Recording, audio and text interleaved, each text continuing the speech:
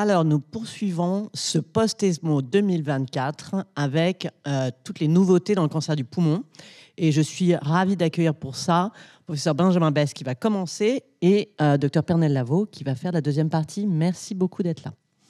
Merci beaucoup. Alors, je vais traiter des immunothérapies et un tout petit peu des ADC. Et on va commencer en situation périopératoire. Alors, on a d'abord eu 2 études en adjuvant qui ont conduit à des AMM aux US. En France, on a uniquement la atezolizumab pour les patients qui ont une tumeur avec un PDL1 de plus de 50%. Mais on a une 3e étude qui a été présentée à l'ESMO cette année pour des patients opérés d'un cancer bronchique, quel que soit le statut PDL1. Le critère principal de jugement était chez les patients dont le PDL1 est supérieur à 25%. On a donné 1 an de durvalumab contre placebo et l'étude est totalement négative, c'est la première. Et comme l'étude avec le pembrolizumab, étonnamment, même chez les forts PDL1, plus de 50%, pas de bénéfice.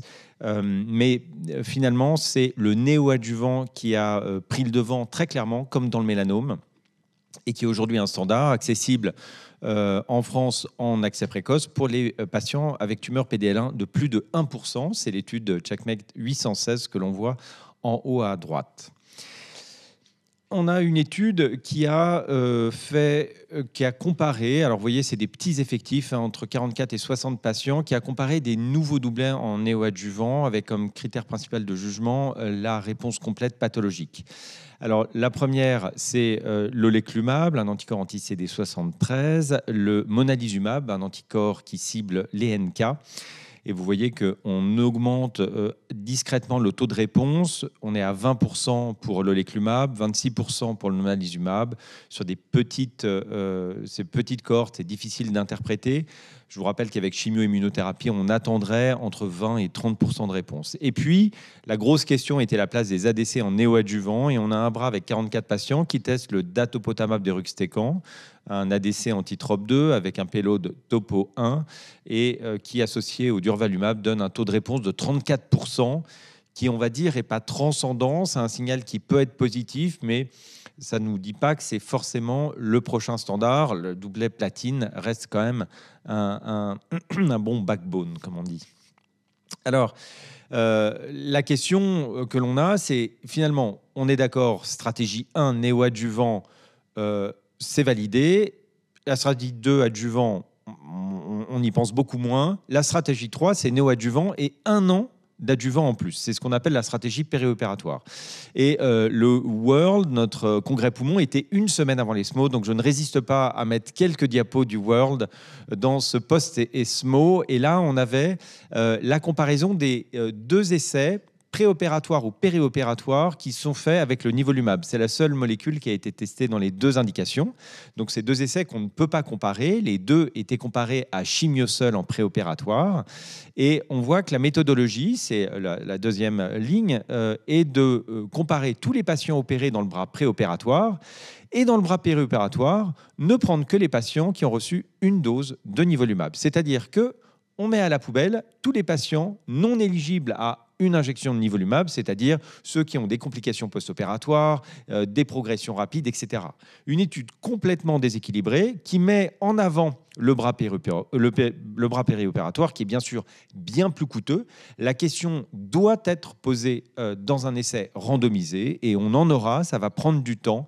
Mais pour moi, on n'a pas encore de démonstration formelle que la partie adjuvante du périopératoire est indispensable. Est-ce que l'ADN tumoral circulant peut nous aider à mieux traiter les patients, peut-être à faire de la désescalade ou de l'escalade? C'est une sous-étude de l'étude AEGAN qui teste le durvalumab en périopératoire. Sur la gauche, on a l'EFS avec la clairance du ctDNA, cela disparaît avant le 2e cycle. Donc ça veut dire qu'on a un effet très fort. Et effectivement, quand on a le bras durvalumab, c'est les courbes bleues, on a beaucoup moins d'événements quand on a une clairance. Néanmoins, il n'y a pas une corrélation très bonne avec la réponse complète pathologique qui reste quand même probablement le critère de meilleur pronostic. Et puis, en post-opératoire, c'est la courbe de droite. Là, les patients sont opérés et on regarde on a toujours de l'ADN tumoral circulant en post-opératoire, c'est-à-dire la présence de micrométastases. Et là, en fait, si l'ADN tumoral est présent, et c'est peu de patients, hein, tous les patients récidivent. Alors, la grosse nouveauté qui a été présentée au World, c'est cet anticorps bispécifique, l'ivonescimab. C'est un anticorps anti-PD1 et VEGF. Cette étude est une étude chinoise de phase 3 qui compare chez les patients dont la tumeur a plus de 1%, c'est la MM du pembrolizumab aux États-Unis, nous on est à plus de 50% en Europe, on compare chez des patients métastatiques ivonescimab à pembrolizumab. Et là, on a une population chinoise très inhabituelle pour nous, 20% de nos fumeurs, on sait que les non-fumeurs ont peu de bénéfices à une mono-immunothérapie, la moitié des patients a un carcinome épidermoïde. Je noterai que parmi ceux-ci, 67% ont une tumeur qui est centrale, chez lesquels on n'aime pas faire des anti-angiogéniques parce que ça peut saigner. On a plus de 80% d'hommes, ce qui est totalement inhabituel pour notre population qui a en général un sex ratio à 1, et puis la moitié des patients qui a plus de 65 ans. Pour vous dire qu'on est face à une population quand même plutôt inhabituelle pour nos essais faits de façon internationale sur plusieurs pays, mais le critère principal de jugement, la PFS, a fait couler énormément d'encre. On double la PFS avec un hazard ratio à 0,5 et on se dit, est-ce qu'on tient là notre nouveau standard pour les PD-L1 de plus de 50% ou plus de 1%, puisque le bénéfice, il est vu dans les deux strates, plus de 1% ou plus de 1,49% ou plus de 50%, les épis et les non-épis. Alors, on a des effets en plus angiogéniques très clairs, on a de la protéinurine, on a de l'hypertension, mais zéro hémoptysie. Et ça, moi, ça me tracasse parce que la moitié d'épidermoïdes avec des tumeurs centrales, on a l'excavation et le risque de l'hémoptysie. Est-ce qu'on a un problème de perte de vue, par exemple, de certains patients? En tout cas, une étude à refaire en international et peut-être un médicament clé qui est également testé avec un effet intéressant pour les patients présentant une mutation EGFR. Je vais aller vite sur les LAC3. Il y a deux nouveautés potentielles, hein, les LAC3 et les TIGIT en première ligne métastatique. Une étude qui compare chimio-niveau ou chimio-niveau plus un LAC3, critère principal de jugement, le taux de réponse, mais je ne vous présente que la PFS, on gagne que 7% de 43 à 50% en taux de réponse. La PFS est la même, mais quand on cherche, on a un tout petit groupe, 30 patients par bras, dans les 1 à 49% et non épidermoïdes, et là on a plus d'activité, avec peut-être un bras contrôle qui n'est pas totalement optimal, mais on lance une phase 3 là-dessus, c'est quand même probablement un petit risque qui est pris. Et puis les TIGIT, on a un essai avec deux médicaments qui en ont totalement imprononçables, mais le critère principal de jugement était le taux de réponse des toutes petites cohortes de 20 patients, mais on a une petite tendance à plus de réponses quand on augmente la dose du TIGIT et plus de toxicité. Ça, moi, j'aime bien. Hein, je me souviens de M. Armand, hein, il faut que ça frotte. Eh bien, ça frotte un peu plus quand on met plus de doses. Donc, peut-être on stimule plus le système immunitaire. Et là aussi, une phase 3 va être en cours. Je ne peux pas finir sans parler des carcinomes thymiques. Et une très belle étude présentée par Johnny Raymond. Pembrolizumab plus lenvatinib. 14 mois de PFS, c'est très beau, avec un taux de réponse tout à fait satisfaisant. Et la dernière diapo est pour les ADC. Troisième étude randomisée en deuxième ligne post-chimio-immunothérapie. Le tuzamitamab raftansine, un ADC anti-CEACAM5, avec une étude complètement négative alors qu'on sélectionnait les patients sur l'expression des CEACAM5, 20% de nos patients. Merci beaucoup, Benjamin. Docteur Lavaux, c'est à vous. C'est allumé. Pardon. Oui, c'est bon, parfait. Donc, je vais commencer avec les thérapies ciblées. Alors, j'ai été peut-être un peu trop enthousiaste, j'en ai sélectionné plein. Désolée si je dépasse un petit peu.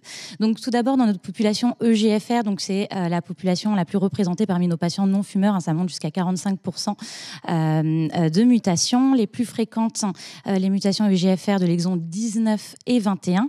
Première ligne, jusqu'à récemment, l'osimertimide en monothérapie.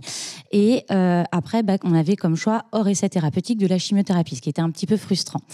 Donc, il y a l'amivantamab qui a été étudié initialement à résistance. Donc, l'amivantamab, c'est un bispécifique qui va cibler à la fois EGFR et la voie MET. La voie MET étant connue comme une des voies de signalisation qui explique une grande partie de nos résistances à l'osimertinib.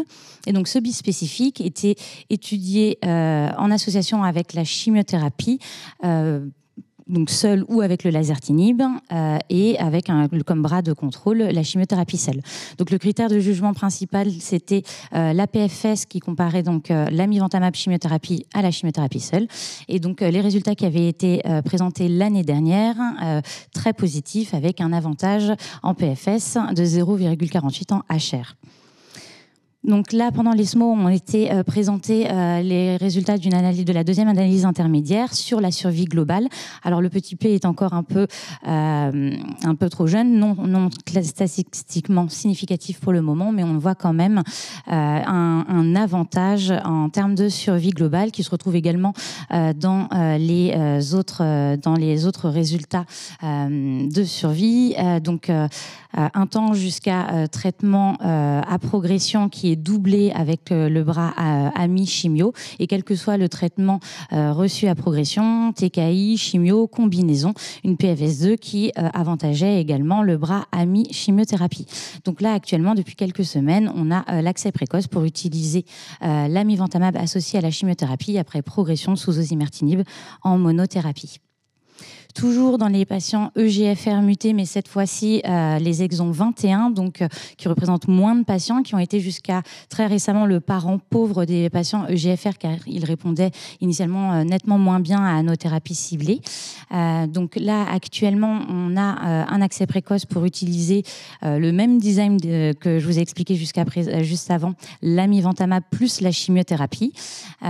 Et donc, cette étude de phase 1-2 étudiait le zipalertinib, une thérapie ciblée orale chez des patients qui avaient reçu de l'amivantamab associé à la chimiothérapie seule, ou qui avaient reçu également d'autres thérapies ciblées exon 20. Et donc on voit un taux de réponse très intéressant, environ 60%, une médiane de PFS de 9 mois pour finalement une toxicité qui était plutôt bonne, pas de problème particulier, seulement 7% de réduction de dose, 7% d'arrêt de traitement. Donc des résultats intéressants. Il faudra voir effectivement donc si on peut utiliser donc après des études confirmant l'intérêt du zipalertinib à la progression sous ami chimiothérapie, et également voir par rapport aux autres thérapies ciblées actuellement dans les exons 20, le furmonertinib et le simvasertinib, comment on les positionne en séquentiel. Toujours chez les EGFR, mais cette fois-ci changement de classe thérapeutique. Donc un bispécifique qui cible à la fois PDL1 et VEGF-A. Donc on rappelle que l'immunothérapie chez les patients EGFR jusqu'à présent, ça n'a pas montré de très bons résultats. Donc là, c'était des patients qui avaient été pré-traités. C'était en association avec la chimiothérapie, et on voit des taux de réponse intéressants, quel que soit d'ailleurs le statut PDL1. Alors on a l'impression d'avoir effectivement des taux de réponse un peu plus importants chez les PDL1 très exprimés, mais même chez les PDL1 0%, un waterfall plot intéressant, pas de signal inquiétant en termes de safety. Donc on attend les résultats en PFS et dans une plus grande population. Après, on avait été initialement très enthousiaste suite à les résultats de l'essai IMpower. Je le rappelle, c'était carbotaxol, carboplatine, taxol, atezolizumab et bevacizumab dans la population des EGFR, avec des très bons taux de réponse objective et également en PFS, et finalement une survie globale qui était négative. Donc à voir si effectivement avec ce bispécifique on a un peu plus d'intérêt d'utiliser l'immunothérapie associée à un inhibiteur de la voie angiogénique. Je change de population. Parmi les patients qui présentent un remaniement ALK, donc je vous ai remis un peu le paysage thérapeutique actuel. Donc jusqu'à très récemment, on utilisait en première ligne l'alectinib ou le brigatinib suite à des résultats positifs en termes de survie sans progression par rapport au crizotinib qui était utilisé initialement en première ligne. À l'ASCO cette année a été présenté les résultats de l'essai Crohn qui étudiait le lorlatinib comparé au crizotinib. De très bons résultats en termes de survie sans progression, avec un hazard ratio environ 0,20, donc qui positionne le lorlatinib également en première ligne. Après, une fois utilisé ces thérapies anti-ALK de nouvelle génération, qu'est-ce qu'on peut leur proposer ensuite?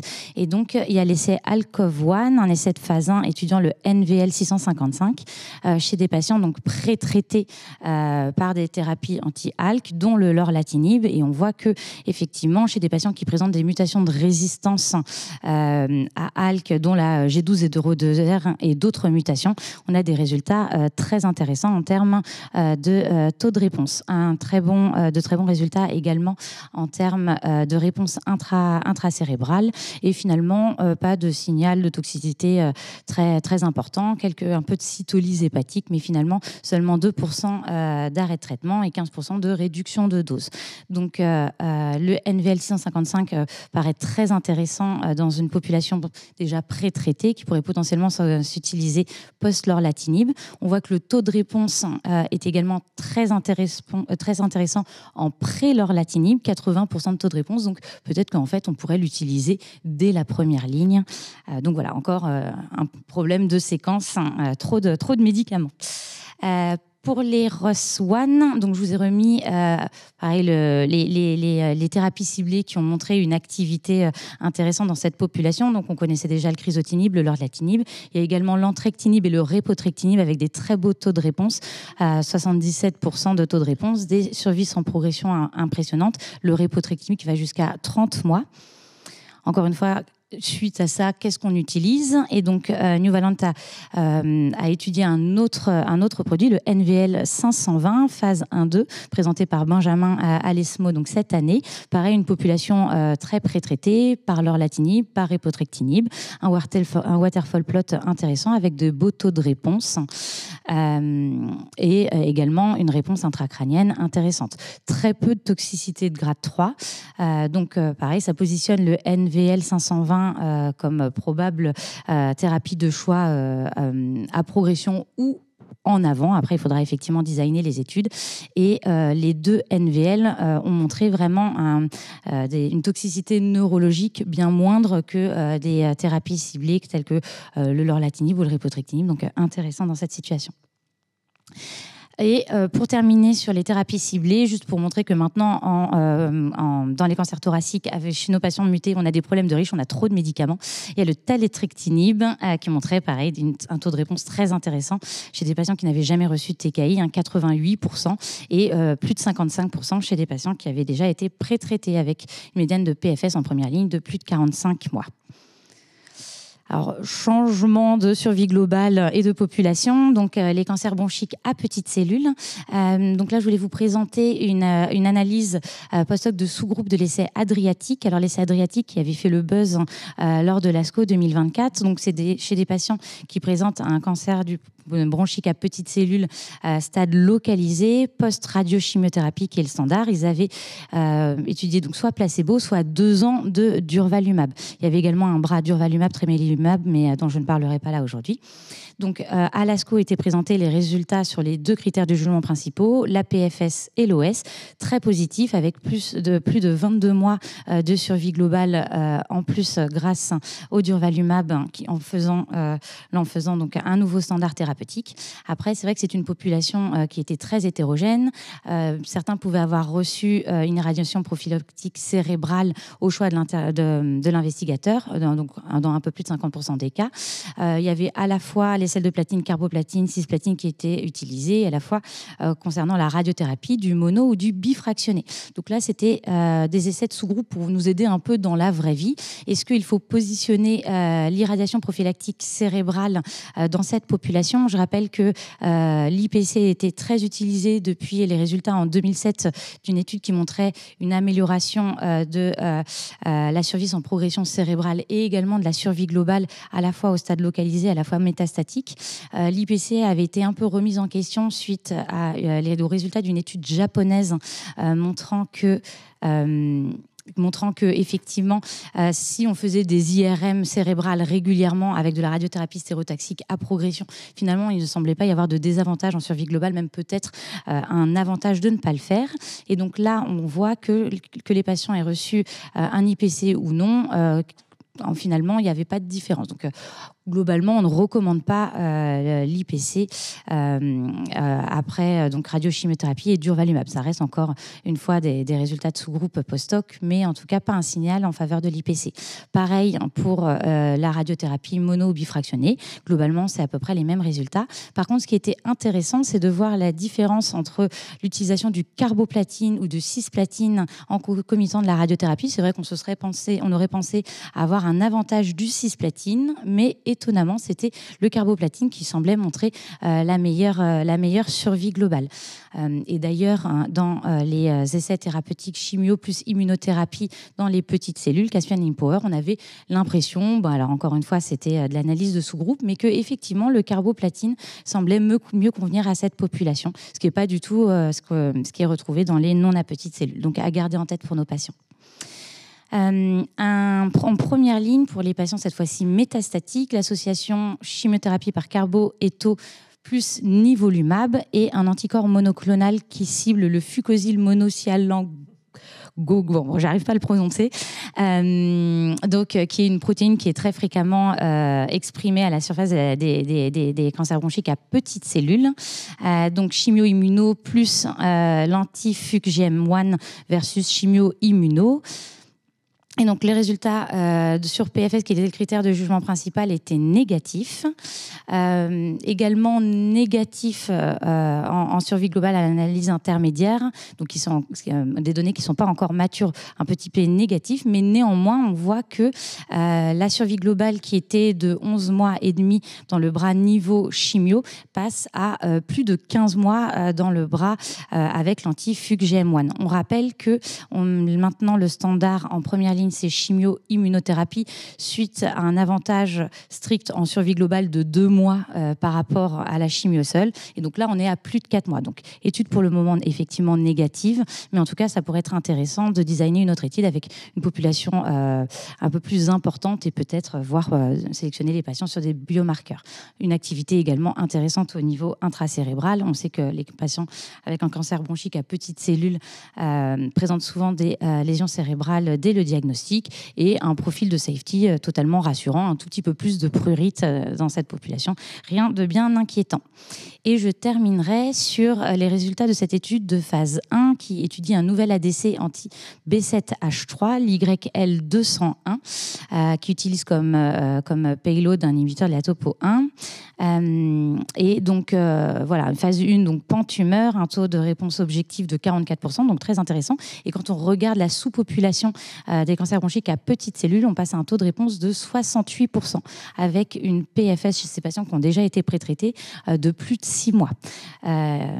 Donc, à garder en tête. Une activité également chez des patients qui ont une atteinte cérébrale et un profil de tolérance qui est tel qu'attendu avec des ADC. Donc, probablement que dans les cancers bronchiques à petites cellules, en plus de la cible DLL3, la cible B7H3 va faire partie probablement de l'environnement thérapeutique. Donc, ce n'est pas le seul anti-B7H3, l'ADC B7H3, il y en a 3 autres. Mais en tout cas, jusqu'à présent, c'est celui qui a montré le taux de réponse le plus important, peut-être parce qu'effectivement, on a un DAR à 8 par rapport à 4 pour les 3 autres. Voilà, je vous remercie. Merci beaucoup pour ces excellentes présentations. Beaucoup de données et difficile de passer après les tumeurs thoraciques qui ont trop de médicaments. Vous l'avez entendu. Donc, résultat, merci. Et pour des raisons de temps, on va être obligé de passer à la prochaine. Vous avez trop de données. Qu'est-ce que je voulais que je vous dise ? Merci beaucoup, Benjamin. Merci beaucoup, Perdel. Et restez avec nous pour les cancers ORL et les tumeurs cérébrales. Merci.